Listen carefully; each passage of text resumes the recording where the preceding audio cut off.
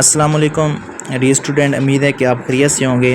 پچھلے لیکچر میں ہم نے پڑھا تھا مصنف کا تعارف، سبق نامدیو مالی مولوی عبدالحق کا تعارف پڑھا تھا۔ آج ہم اس کا خلاصہ پڑھتے ہیں۔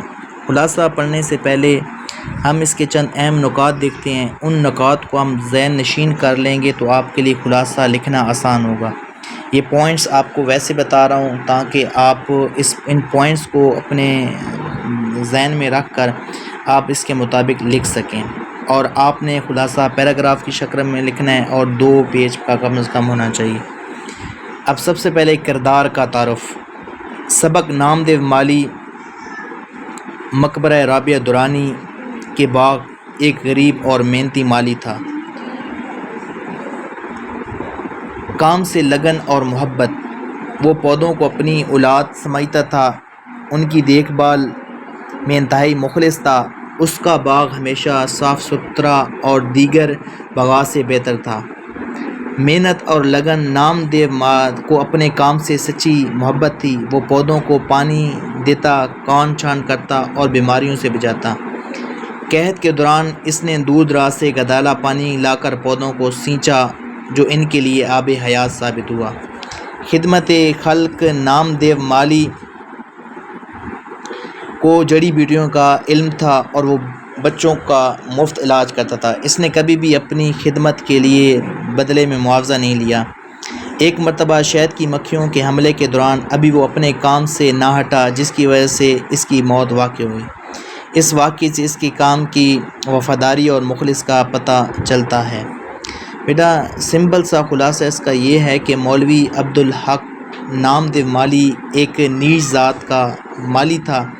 وہ مقبرہ رابعہ درانی میں کام کرتا تھا۔ وہ اپنا کام بڑی ایمانداری سے کرتا تھا۔ وہ پودوں کو اپنی اولاد سمجھتا تھا۔ جس طرح اولاد کی پرورش کے لیے والدین پریشان ہوتے تھے، تو اس طرح نامدیو مالی بھی پودوں کے لیے پریشان تھا۔ اگر کوئی پودا بیمار ہو جاتا یا خراب ہو جاتا تو نامدیو مالی اس کے لیے دور دراز سے دوا لے کر آتے تھے۔